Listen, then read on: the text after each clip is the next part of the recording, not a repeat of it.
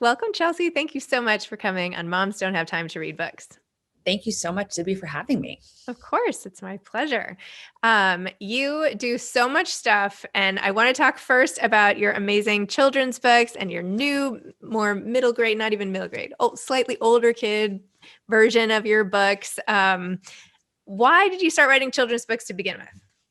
So I wrote first for kind of older kids. And then when I became a parent and so had like very little kids in my life, I just was consuming like so many kids' books and realized still how overwhelmingly male kids' books tend to be. I mean, that we kind of have male gendered animals even often more frequently. That you'll have frogs named Sam or ducks named Peter, and just both as a mom of a daughter and then a son, and now we have a third son. I just wanted there to be more books centered on girls and women, kind of written by female authors for my daughter and also for my son. And so, I just see now to be like how powerful this is, where like, my son Aiden, who's 4, his favorite book is Counting on Catherine. He thinks Katherine Johnson was the smartest person ever because she skipped 3 grades and worked at NASA. And so, while I certainly kind of thought, oh my gosh, we need more books about women, celebrating women, written by women, for our daughters and our sons, I now see, like, just in the little world of my family, how powerful that really is, and why that is so true.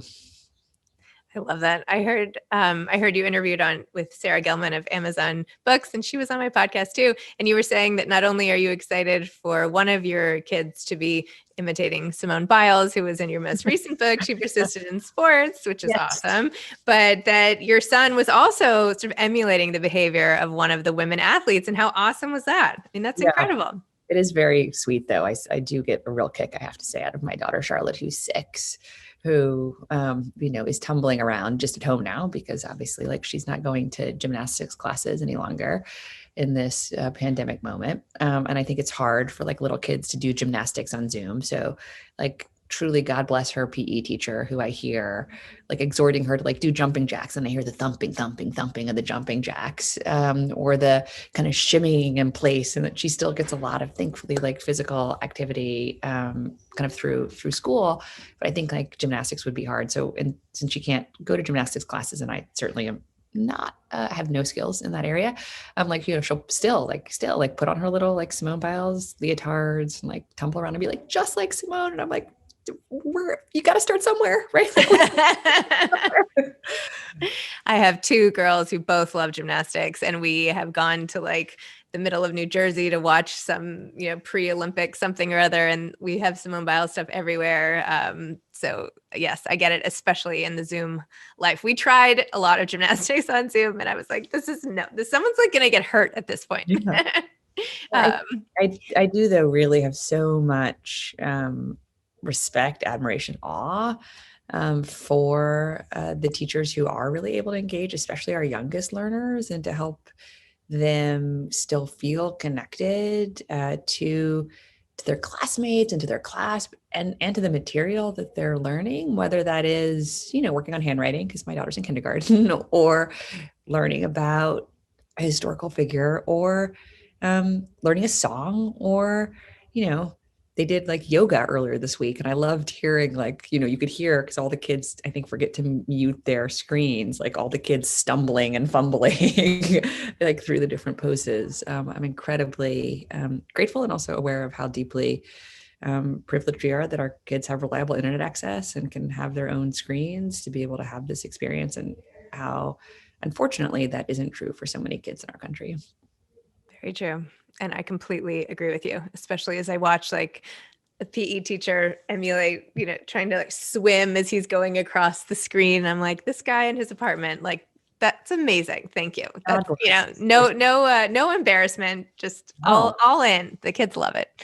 But yes, we should do a support group for moms of kindergartners in Zoom school, because it is not the most fun. But anyway, hopefully we'll be near the end of this soon, God willing. So anyway, Well, back to She Persisted in Sports, even just to talk about for a minute. I love how, so in this book, as in all your She Persisted books, you have different profiles of this time athletes and different powerful quotes. And this one was one of my favorite from Jean Driscoll. A champion is someone who has fallen off the horse a dozen times and gotten back on the horse a dozen times. Successful people never give up. And I feel like this is so fundamental to your whole message of She Persisted. And in every page saying again, she persisted, she persisted. What is it about reminding people how important it is to persist that is particularly meaningful to you? Why is this the message that you want to hammer home, especially for young readers? I think that persistence is so central to our ability to really do anything in life that hopefully can give us meaning. So whether that is learning a new skill, I mean, I watch my daughter now as she's like struggling to learn how to write her lowercase letters, and she needs to have persistence to learn to do that. Or whether I think about in my own writing when I hit a writing block and I just have to I force myself to keep writing, because even if kind of what I'm writing, Zibby isn't great today, I know that I'm far more likely to be productive tomorrow because I didn't give up today. And so for me, I make myself write every day. And sometimes it's writing about my kids, and sometimes it's kind of more academic writing, and sometimes it's like the idea for my next kid's book. But it truly for me has to be that routine. And kind of, I think we can practice persistence. I think that kind of the more that we persist, the more we don't give up, the less likely we are to give up in the future. And I think that is just such a fundamental life skill for all of us. It hopefully helps give us then the courage, the bravery to try new things, because we know that we're going to have the grit and the fortitude to push through, whether we're good at them or not, candidly, and also hopefully to kind of enjoy the journey. So I think persistence is one of the most important aspects of life. And certainly now as a parent, I'm trying to help model persistence for my kids, encourage them to persist, admittedly, because I am their parent. Sometimes I can force them to persist because I want them to build that muscle of persistence. Because I think kind of what Jean Driscoll said is so true. I think about my grandmother, my mom's mom, who had this adage that life's not about what happens to you. It's about what you do with what happens to you. How you do kind of just keep going, kind of over, under, around, through whatever challenges may come. I love that. I mean, it's really the only choice sometimes, right? And let's go back to the fact that you said you write every day, which is super impressive, especially given the kids and all the other things you do. I mean, sometimes it's like only a couple sentences and I'm like, oh my God, it's like the end of the day. I need to write something. But for me, it's important. And I know like every writer has different approaches that work for them. I mean, I know some people like religiously get up early and like they have to write early in the day. I have a friend who like only writes after his kids go to bed. And I've said to him, like, if like someone's sick and like you're up to like 11 or 12, he's like, no, he's like, I make myself write every night, but like after the kids go to bed, it doesn't matter how late it is. I don't have that same kind of adherence to like this time in my day. But I make myself write every day. And sometimes it really is just about my kids, right? Sometimes it's like, oh, like Aiden did something funny today, or Jasper, who's our baby, like learned a new word. Like he learned apple yesterday. So yes. And he was so excited, just kept like pointing at the kitchen, like, our fruit bowl, being like, apple, apple. Like, he's like, I said it. Right. And so admittedly, that's what I wrote about last night. It sounds like maybe there's some sort of memoir you have potential notes for. Would you think of doing a memoir? I think it's not anything I've thought about. I've been asked this before, but it's never anything I've given kind of mental or emotional space to. I think, way in the future, if I thought kind of my life story could be more than just interesting, right? If it could be useful to someone, to a young reader somewhere, I would think about it, but not now. Yeah. Well, I think almost everybody has something useful for somebody else to share from their life story. I feel like opening yourself up to making those connections, you don't have to have had anything truly outrageous happen in your life, but just the ability, again, going back to persistence of, I love reading memoirs of people who got through anything, right? Whether it's a child's illness or an eating disorder, or addiction, or a horrible, tropical, I don't know, some event, tsunami. I don't know. No, that's It's true. so I mean, inspiring. I So read Conan Doyle's book, yeah, which I thought was like so beautifully written, certainly, and also so powerful. So yes, I do think that is a good reminder that we certainly all do have something to share. exactly. So tell me about the decision to then increase your series of the She Persisted books and to expand it to slightly older kids, and the Harriet Tubman book, which you wrote with Andrea Davis Pickney, who was also on this podcast. So there you go. Oh my gosh, I love her. I mean, she wrote the book. I only kind of had the privilege and the pleasure of helping to edit it. And really this grew out of just kind of continued questions from young readers, from kids themselves, from their parents, kind of where they could go to learn more about these women. And especially the women in the first book, the 13 women in the first book, have meant so much to me in my life. I mean, I grew up with some of these women insofar as my mother and my grandmother, sharing their stories, or kind of teachers sharing their stories. And I just feel like they sort of like nested into my heart. And so when we kept being asked, like, where could readers go? Thankfully, my wonderful editor, Jill Santopolo, and I decided like we would provide them a place to go and kind of, take the 13 women in the first stories and or the first book and really like flesh their stories out. And I'm so thankful to the 13 amazing women authors who really have done that. And I'm excited to see my daughter now, I started reading the Harriet Tubman book to her a few days ago, and she just said, she's like, Mom, I can read it. And so, last night, I guess she's in bed and she's like reading the Harriet Tubman book. It was just like made my heart so proud and happy. And I'm excited for her, and as Aiden, my 4-year-old's like reading skills develop, for them to read these books, and later for their little brother Jasper to do the same. No pressure on the early reading. It comes when it comes. No, he's totally fine. He's like, he doesn't thankfully feel any pressure. He is like very fundamentally his own person in a really fantastic and often hilarious way, where I look at him and I'm like, how did I help create you? Like, you're so curious in like such wonderful ways, and your curiosity is taking you in like so many fantastic directions. And I feel this way about all my kids. I can't wait to be along for the ride. Yeah. I don't know if you feel the same way. I feel like the more kids I have, the more I'm like, I have nothing to do with who you are. You have just appeared fully formed, and I am just here to usher you along. But like, you have these 16 different qualities that I don't know where they came from, but they're pretty awesome. And I'm just going to sit back and relax and watch you become yourself. Totally. My son, Jasper, who's 1, just like never stops moving. Like, gets up in the morning, moves, takes a nap, gets up from his nap, moves, takes another nap, gets up from his nap, moves, like goes to bed.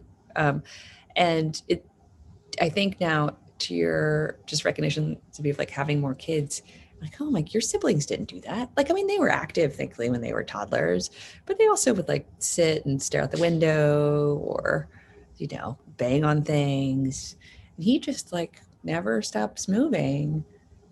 And it's such I know, small thing, but just such a clear mark of like, oh, like you're already your own person. Yeah. And that is probably not going to stop as he gets older. I had one kid like that, and still moving all the time. So, yeah.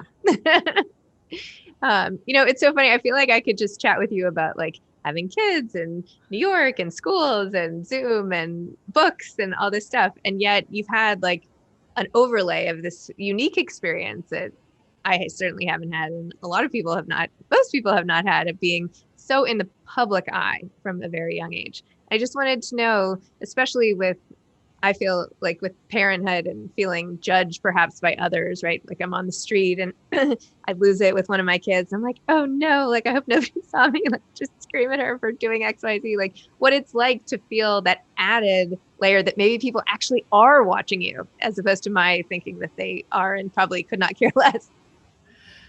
I think, Zibby, in some ways, because I've never known what it's like to not be in the public eye. I definitely have had experiences where I have felt in wonderful ways, like more anonymous. And yet I've always known that, people could be watching me. And I certainly, at least before, like we were all walking around in masks. Although I sometimes do get recognized even in a mask, which I'm like, wow, like you have really good eyesight. Especially like when it's really cold in New York and I'm like wearing a hat and a mask and people are like, Chelsea? And I'm like, how do you know? Amazing. But I think because, I just have never really known when it's not, what it's like to not be, potentially scrutinized. I've never really wrestled with that. I will say something that surprised me when I was pregnant with Charlotte. I had the experience of people coming up and like offering me advice in a way that I had never really had before. So I had, I'd grown up with, and I had been an adult with people coming up and offering me opinions about things one of my parents had said or done, or something I had said or done, or something they thought that we may have said or done that we never did. And a range of emotions and things kind of said and shared, generally positive and often, if negative, like super negative. But I had never really experienced like being on the receiving end of just a lot of advice, and people would recognize me like standing in line in Dwayne Reed or in the subway or like walking in our local park or on a weekend, like having coffee with a friend, and people would just come up and like be like, oh, Chelsea, like, I hope you're considering this when you're like giving birth, or like, here's like some things you may want to think about. And like most of it was lovely, but just that was a new experience for me. And then I did have the experience of a few people coming up to me and saying like, please don't vaccinate your child. And I would say like, oh, I will be vaccinating my child. Like they will get Hep B in the hospital and they'll stay on schedule thereafter. And, it was really my first kind of personal interaction with the anti-vaccine movement, which unfortunately has gotten only stronger over COVID. So that was kind of a rambling answer and reflection to your question, Zibby, of I didn't ever think like, oh my gosh, what if someone's watching? Because I think it's just so ingrained to me to think like, oh, someone could be watching. But the advice part was a new dynamic to navigate. And thankfully, most people were really offering quite like positive kind of pieces of advice from their own experiences of parenthood. Yeah, I feel like pregnancy opens you up to anybody's advice, strangers or not, whether or not you're a public figure. I feel like people putting their hands on your belly and telling you what they should do, everybody feels like it's an open invitation. So I can only imagine the compounding factor of people feeling like they know you and then actually sharing. Crazy. So when you read, and I see like a trillion books behind you, as we were chatting about before, organized in a lovely or perfectly symmetrical way, as opposed to the piles of mine falling behind me. What types of books do you like to read? And as a mom, do you have time to read? How do you find the time?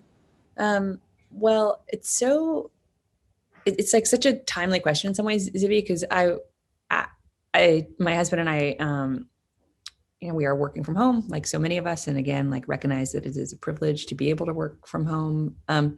And we took we took the week off between Christmas and New Year's just to really like be with our kids, like disconnect from the world. And we realized we had these like truly columned high of magazines of basically like The Economist, The New Yorker, and National Geographic. And I was like, this is so strange. I'm like, we have these like big piles. And then I realized it's because we don't go anywhere. And we used to read these magazines like on the subway, in a car, on an airplane, and like we don't do any of that right now. And so I was like, why do we have basically like a year's worth of all of these magazines? And we got through just a tiny fraction of even like what we wanted to read from them over that week. And so we just then were thinking about like, oh wow, like what and how we've read has really changed so much over this past year. Thankfully, I don't think that's true with our kids. Like we have always read a lot with our kids. We've always read kind of this like sacred time of like reading with our kids before bed. We read a lot with our kids on the weekends. It's so fun now that my daughter's obsessed with sharks. She's been obsessed with sharks for years. We have read so much about sharks. And my son Aiden like loves numbers, like loves math, loves stories about mathematicians and the discovery of math, and kind of anything that, well, I guess arguably everything has math underlying it, but like, things that more obviously have math kind of underlying it, like, the discovery of different planets or things in the solar system. And so it is true that so much of our free time while our kids are awake is reading time with our kids. And then, for me, like for pleasure, I love reading history. I also love detective books, especially in the last 4 years. I like books, admittedly, where like the bad guy is caught and the mystery is solved and there are consequences for evil. So I've always liked a good detective story, but I have read far more mysteries probably in the last kind of 4 or 5 years because of everything else happening in the world that I would have read probably otherwise in total candor. So that's a little bit of what we like to read. And then I try to read my friends' books. So like my friend Sarah Lewis, who's a professor at Harvard, has a new book coming out on Carrie Mae Weems, the amazing kind of American artist. So I think that's an important third category too. Like, not just supporting my friends, but like wanting to know more about their work and like how they've spent time over often like the years that they've spent, working on their books. That is so interesting about the mysteries and the root of it's like aspirational reading or something. It's like, it's definitely, I mean, I have far too much respect for what actually happens in therapy to say that it's therapy, but it has some real, I think, therapeutic effect for me of like, oh, like there's a beginning, middle, and end. Like, at least in the mysteries I read, like they're not open-ended. Like the bad guy's caught. I really like reading books, admittedly with like women detectives. So often it's like the woman catching the bad guy or the bad gal. And yeah, it's great to live in that world for the few hours that I do. Amazing. It's I almost never read detective stories, and now I'm gonna like think twice about that. Oh my gosh, like let me know. Like I have so many detective stories and series. I love series, I have to say. I love like the development of characters over many books. And I will say I also really do I do like when kind of my love of history and my love of detectives sort of like converge with kind of historical detective series. But now I've like prattled on too much about this, Zibby, and I'm No, so that's okay. No, I'm sorry. No. What advice would you have to aspiring authors? right. I mean, truly, I just, I've now been really lucky enough to like do some writing workshops with especially like younger writers and, kids who want to write for other kids. And I know this may sound obvious and it may not sound particularly useful. At least for me, though, it really is like the practice of writing. I often, I spend a lot of time editing. I mean, I spend so much time editing, even like my She Persisted books, to try to get those like 2 or 3 sentences right. But especially for the first She Persisted, I wrote like a page or 2 for each woman. And then I would really work hard to get down to a paragraph. And then the paragraph is still too long, and to kind of just further condense. And I think some people may just spend a lot of time like thinking about and spend, maybe days trying to think about those perfect sentences, and the work goes on in their heads. But for me, the work really goes on in the connective process of like from my head to the page, back to my head, to the page, back to my head, to the page. And so I just think the best advice that I can give is just to write. Yeah, I feel like anytime you condense and have to go to a shorter word count, it always improves. You know what I mean? Like it never gets worse cutting things down. I'm a great addict, right? If I had had more time, I would have written a shorter letter. That's Through, awesome. kind of any genre. Chelsea, thank you so much. Thank you for coming on Moms No Time to Read Books. Thanks for this totally candid, fun conversation. I feel like I just like had coffee with a girlfriend or something. And I hope our paths cross again. This is great. Me too. Thanks so much, Zibby, for having me. All right. Thanks. Take care. Sure. Bye-bye.